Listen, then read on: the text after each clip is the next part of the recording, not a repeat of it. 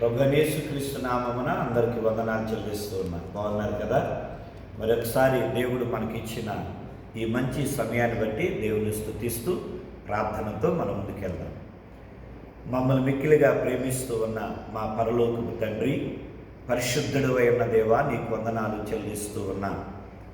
ఆయా ప్రపంచ దేశ పరిస్థితులలో ఆయా ప్రతి దేశానికి కావలసిన శాంతి, సమాధానము, నెమ్మదిని మీరు అనుగ్రహించి మహిమను తెచ్చుకోమని, విదేశాల్లో ఉన్న మా ప్రియ బిడ్డలను మీరు ఆశీర్వదించి భద్రపరచమని, అలాగే నా ప్రభువా, ఈ మాటలు ధ్యానిస్తూ వింటూ ఉన్న ఆయా ప్రతి వ్యక్తిని వారు ఏ స్థలంలో ఉన్నా ఎక్కడ ఉన్నా నీ ఆశీర్వాదాలను అనుగ్రహించమని, ఇప్పటి వరకు మీరు ఎలా పోషించి రక్షించారో రాబోయే దినాల్లో అధికమైన నీ కృపచేత నీ బిడ్డలను నాయన అన్ని విషయాల్లో నీకు సాక్షులుగా నిలబెట్టుకునమని, గనుడా, ఘనమైన కార్యాలు చేస్తున్న దేవా, సర్వోన్నతుడా, సర్వశక్తిమంతుడు అయిన దేవా, సర్వంతర్యామి, నీకే మహిమా ప్రభావాలు చెల్లించి విశ్వాసముతో ఈ స్తుతిని అలాగే విన్నపాన్ని ఈ యొక్క యాగమును యేసు నామములో మీకు సమర్పించుకొనుచున్నాను తండ్రి, ఆమేన్. ప్రియమైనటువంటి దేవుని సంగమా, దేవుని బిడ్డలారా, ఈ దినాన దేవుని యొక్క లేఖనములో నుండి ఒక వాక్య భాగాన్ని మనం చదువుకున్నాం. పరిశుద్ధ గ్రంథంలో యూదా వ్రాసిన పత్రిక ఒకే అధ్యాయం కలిగిన ఈ పత్రికలో 12వ వచనాన్ని మీ కొరకు చదివి దేవుని స్తుతిస్తూ ఉన్నా. వీరు నిర్భయముగా మీతో సుభోజనము చేయొచ్చు, తమ్మును తాము నిర్భయముగా పోషించుకొనచ్చు, మీ ప్రేమ విందులలో దొంగమెట్టలుగా ఉన్నారు. వీరు గాలి చేత ఇటు అటు కొట్టుకొని పోవు నిర్జల మేఘములుగాను, కాయలు రాలి ఫలములు లేక 2 మారులు చచ్చి వేళ్లతో పెళ్ళగింపబడిన చెట్లుగాను, తాము 13 వచ్చును, తమ అవమానమును నురుగు వెళ్ళగ్రక్కువారై సముద్రం యొక్క ప్రచండమైన అలలుగాను, మార్గము తప్పి తిరుగు చుక్కాలుగాను ఉన్నారు. వారి కొరకు గాఢాంధకారము నిరంతరము భద్రము చేయబడి ఉన్నది. ఈ ఉదయకాలమందు 2 విషయాలను మనం ధ్యానం చేద్దాం. ఇక్కడ నిరంతరము భద్రము చేయబడి ఉన్నది అనే మాట ఈ 13వ వచనములో మనం చదువుతూ ఉన్నాం. అలాగే మొదటి వచనములో ఈ మాట వ్రాయబడుతున్నది, యేసుక్రీస్తు దాసుడును యాకోబు సహోదరుడునైన యూదా తండ్రి అయిన దేవుని యందు ప్రేమింపబడి యేసుక్రీస్తు నందు భద్రము చేయబడి పిలువబడిన వారికి శుభమని చెప్పి వ్రాయున్నది. ఇక్కడ భద్రము అనే మాట 7 వ్రాయబడింది. అక్కడ భద్రము చేయబడి ఉన్నది, ఇక్కడ భద్రము చేయబడి ఉన్నది. ఈ 2 వ్యత్యాసాలు మనం గమనించాలి. మొదటి వచనములో అన్నమాట యేసుక్రీస్తు నందు భద్రము చేయబడిన వారు. రెండవ మాట 13వ వచనములో గాఢాంధకారము నిరంతరము భద్రము చేయబడి ఉన్నది అని వ్రాయబడింది. ఎవరు వీరు అని అంటే, ఎవరి కొరకు ఏది భద్రము చేయబడి ఉన్నది? మరి గాఢాంధకారపు స్థలాన్ని ఎవరికి దేవుడు భద్రం చేశాడు? అలాగే యేసుక్రీస్తు నందులో ఎవరికి శ్రేష్టమైన భద్రత ఉన్నది? ఈ 2 వ్యత్యాసాలు మనం చూడవలసిన వారమై ఉన్నాం. అందుకనే ఈ సమయంలో ఈ లేఖనాన్ని ధ్యానిస్తూ ఉంటే 12వ వచనములో చివరి మాట ఉంది, 2 మారులు చచ్చి అని వ్రాయబడింది. ఒక చెట్టు ఆ వేళ్లతో పాటు పెళ్ళగింపబడిందంట. ఏ టైంలో అంటే కాయలు రాలి ఫలములు లేక ఉన్న చెట్టు. ఏ చెట్టు అయినా సరే కాయలు కాయట్లా, దానికి ఒక్క పండు కూడా రావట్లా. అప్పుడు ఏం చేస్తారు? ఆ చెట్టుని చంపేస్తారు. ముందు ఏం చేస్తారంటే చనిపోతున్న దాన్ని బతికిస్తారు. ఎరువేసి నీళ్లు పెట్టి దాని పువ్వు వస్తూ ఉంటే వడిలిపోతూ ఉంటే ఎండకి జాగ్రత్తగా పెంచుతారు దాన్ని. అది బ్రతికి ఎదిగిన తర్వాత అది కాయలు కాయలేదనుకో, అప్పుడు వీళ్ళే చంపేస్తారు, దాన్ని నరికేస్తారు ఆ చెట్టుని. అలాగే మానవులమైనటువంటి మనం మన అపరాధముల చేత ఎఫ్ఎస్సి పత్రిక 5వ అధ్యాయం 1వ వచనంలో మనం చదువుతాం, మన అపరాధముల చేత మనం చచ్చిన వారమై ఉండగా క్రీస్తు తన రక్తము ద్వారా మనం బ్రతికించాడు. అనగా మరణములో ఉన్న మనల్ని జీవంలోకి తీసుకొచ్చాడు ప్రభువైన యేసుక్రీస్తు. ఎవరైతే పాపాలు ఒప్పుకుంటున్నారో, ఎవరైతే వారి యొక్క అవిధేయతను ఒప్పుకుంటున్నారో, ఎవరైతే వారి అవిశ్వాసాన్ని విడిచిపెడుతూ ఉన్నారో అటు వారిని తన రక్తముతో కడిగి, మారు మనసు పొందిన వారిని తన రక్తముతో కడిగి ఆయన తనలో భద్రపరుచుకుంటూ ఉన్నాడు.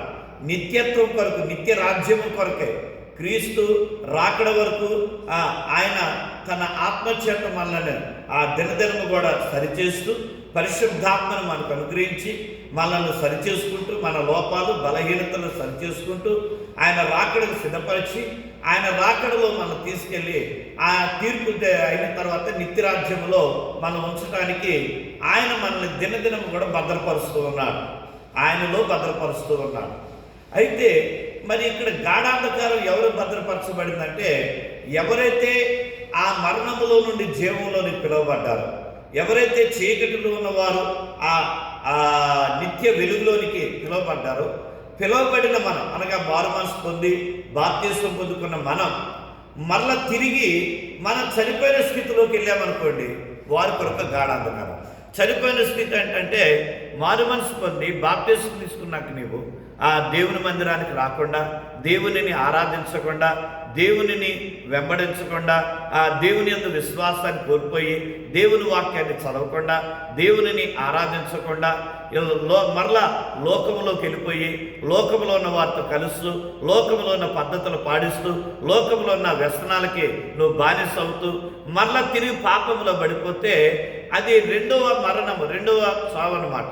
అలా చచ్చిన వారు వారి కొరకు భద్రము చేయబడిందే ఈ యొక్క గాఢాంధకారము అనగా నరకము అని దేవుని వాక్యం చెబుతూ ఉన్నమాట. కనుక మనము గాఢాంధకారం కొరకు భద్రం చేయబడటానికి పిలువబడ్డాం. మన పిలిచింది ఎందుకు దేవుడు అంటే, మన నిత్య రాజ్యం కొరకు ఉండటానికి, నిత్య రాజ్యములో అనగా మోక్షం కొరకై, ఆ మోక్ష రాజ్యములో నిరంతరం కూడా ఆనందాన్ని, సంతోషాన్ని అనుభవిస్తూ, ఆకలి దప్పికలు లేని ఆ బంగారపు వీధులు కలిగిన ఆ పరలోక రాజ్యంలో ఉండటం కొరకై మనం పిలువబడ్డాం. అంతేగాని గాఢాంధకారం కొరకు మనం పిలువబడ్డాం. అయితే మరి ఈ గాఢాంధకారం కొరకై ఎందుకు వ్రాయబడింది ఈ మాట అనంటే, వారు ఏం చేస్తున్నారంటే తప్పుడు సిద్ధాంతాలకి, తప్పుడు బోధలకి లోబడిపోతున్నారు ఈ దినాల్లో ఉన్న విశ్వాసులు. వాక్యం చదవక, వాక్యాన్ని నెమరవేయక, వాక్యంలో ఏమున్నదో తెలుసుకొనకుండా ఒక వారం ఒక చర్చికి, ఒక వారం ఒక చర్చికి, లేదో ఏదో అలా వెళ్ళాము వచ్చాము కదా అని అందరితో పాటు వెళ్ళి గుంపులో వెళ్ళిపోయి కూర్చొని వచ్చేసి, ఆ తర్వాత మన పనుల్లో మనం ఉండి మరలా ఆదివారం గుర్తొచ్చినాడు మరలా ఆ గుంపుతో పాటు వెళ్ళి వచ్చేస్తే దీనివల్ల మన ఆత్మీయ జీవితం బలపడదు, మన విశ్వాసం అభివృద్ధి చెందదు, దేవుని యొక్క సన్నిధిని మనం అనుభవించలేం. నువ్వు ఎప్పుడైతే వాక్యం చదువుతావో వాక్యంలో ఉన్న సత్యాన్ని గ్రహిస్తావు. ఆ సత్యాన్ని గ్రహించినప్పుడు నీ ఏ సేవకుడు ఏది చెప్పినా కూడా, నేనైనా సరే వేరే వారైనా సరే, వాళ్ళు చెప్పేది ఎంతవరకు వాస్తవం, అది బైబిల్లో ఉందా లేదా, వాళ్ళు చెప్పేది నిజమా కాదా అని దానిని నెమరు వేసుకొని నీ ఆత్మీయ జీవితాన్ని కట్టుకొని నువ్వు యోగ్యుడిగా ఉంటావు. లేకపోతే ఏమైందంటే నీవు పతనమైపోతావు, నీ విశ్వాసాన్ని కోల్పోతావు. అదే ఈ 12వ వచనంలో ఉంది. వాళ్ళు మనతోనే ఉంటారు, మనకు అన్నీ చెబుతుంటారు, మన యొక్క అకేషన్స్లో పాల్పొందుతూ ఉంటారు. వాళ్ళు ఎవరంటే బోధకులే కావచ్చు. మరి తప్పుడు బోధన ద్వారా మనను మభ్యపెట్టేసి మన జీవితాలను పతనం చేసి మనం రెండోసారి చచ్చిన స్థితిలోకి వారు మన లాక్కెళ్తారంట. అందుకనే వారు ఎలాగుంటారంట, నిర్భయులుగా ఉంటారు, వాళ్ళే పోషించుకుంటారు, వాళ్ళు ప్రేమ విందుల్లో దొంగలుగా ఎలాగైతే ఉంటారో అలాగా నటిస్తూ వేషధారులాగా వారు ఉంటారు అని వాళ్ళ యొక్క బోధలకి మనం లోబడొద్దని యోధ మన హెచ్చరిస్తూ ఉన్నాడు. ఎవరు వీరు అనంటే ఆ 11వ వచనంలో ముగ్గురు గురించి చెప్పాడు. ఎవరో వారు ముగ్గురు అంటే, ఒక ఆయన పేరు కయ్యను గురించి చెప్పాడు, రెండో వ్యక్తి బిలామును గురించి చెప్పాడు, మూడో వ్యక్తి కోరాహును గురించి చెబుతూ ఉన్నాడు. మరి కయ్యను ఏంటి? కయ్యను తన సహోదరుడు తను కలిసి దేవునికి బలి ఇవ్వటానికి, అర్పణ ఇవ్వటానికి తీసుకెళ్లారు. అయితే మరి హేబేలు హృదయపూర్వకంగా దేవునికి అర్పణ అర్పించాడు. కయ్యను ఏం చేశాడు? ఇవ్వాలి కదా అన్నట్టు ఇచ్చాడు, హృదయపూర్వకంగా ఇవ్వాలి. మరి హృదయపూర్వకంగా దేవుని దగ్గరికి రాకపోతే, హృదయపూర్వకంగా దేవునికి ఇవ్వకపోతే దేవుడు ఎలా అంగీకరిస్తాడు? నువ్వు అయిష్టంగా ఉంటే ఎలాగా? అయిష్టంగా ఉన్నప్పుడు మనుషులే మనల్ని అంగీకరించరు, అలాంటిది దేవుడు ఎలా అంగీకరిస్తాడు? అందుకని హేబేలు అర్పణ అంగీకరించి కయ్యను అర్పణ అంగీకరించలేదని కయ్యను ఏం చేశాడు?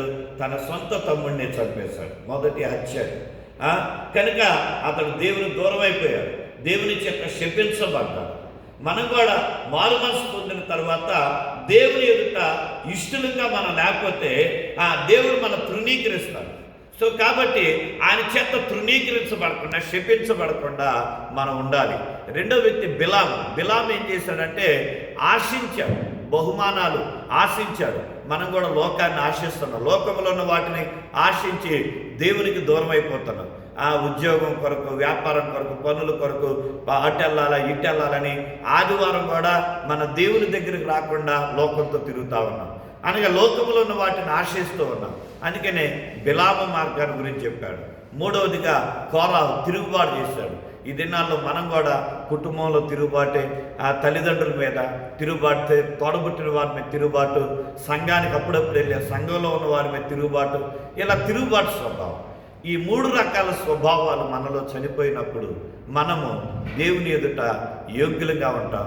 మన కొరకు భద్రపరచబడిన నిత్యరాజ్యంలో ఉంటాం. ఒకవేళ మనం మన పాప స్థితిని మార్చుకోకపోతే మన కొరకు గాఢాంధకారం ఉంది.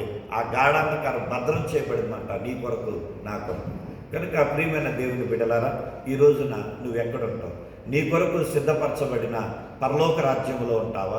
నీ కొరకు సిద్ధపరచబడిన నరకంలో ఉంటావా? రెండు మన కొరకే భద్రం చేయబడ్డాయి. క్రీస్తులో నువ్వు భద్రం చేయబడితే పరలోకంలో ఉంటావు. ఒకవేళ నువ్వు అబద్ధ బోధనకు లోబడిపోయి వాక్యాన్ని గ్రహించక, సత్యాన్ని గ్రహించక నువ్వు నీతిని తప్పిపోతే ఇదిగో నీ కొరకు గాఢాంధకారం సిద్ధపరచబడింది, గాఢాంధకారంలో ఉంటావు. అట్టి గాఢాంధకారంలోకి వెళ్ళక, ఆ గాఢాంధకారపు జీవితం మన జీవితంలోకి రానిక పరలోకంలో మనం ఉన్నాం. అటు కృప దేవుడు అనుగ్రహించిన కాక ప్రార్థన. తండ్రి, ఈ కొద్ది మాటలు మా బిడ్డల హృదయాలు ఫలించినట్లుగా, మా బిడ్డలు వెనుదిరగక నీ అందరి విశ్వాసాన్ని కాపాడుకుంటూ నిరీక్షణతో నింపబడి వారి కొరకు భద్రము చేయబడిన నీ నిత్య రాజ్యాన్ని మీ బిడ్డలకు అనుగ్రహించి సమస్త మహిమ పొందుకొని వారి అవసరతలు తీర్చి అయ్యా వారిని క్షేమంగా, అయ్యా ప్రతి అపాయము, ఆపదలు, యుద్ధ వాతావరణ పరిస్థితుల్లో కాపాడి మీ నామానికి మేము తెచ్చుకోమని యేసు నామమును అడిగి పొంది నామ తండ్రి, ఆమె. తండ్రి, కుమార, పరిశుద్ధాత్మ త్రియేక దేవుని సన్నిధి తోడయుండి దీవించునుగాక. Amen, amen, amen. May God bless you.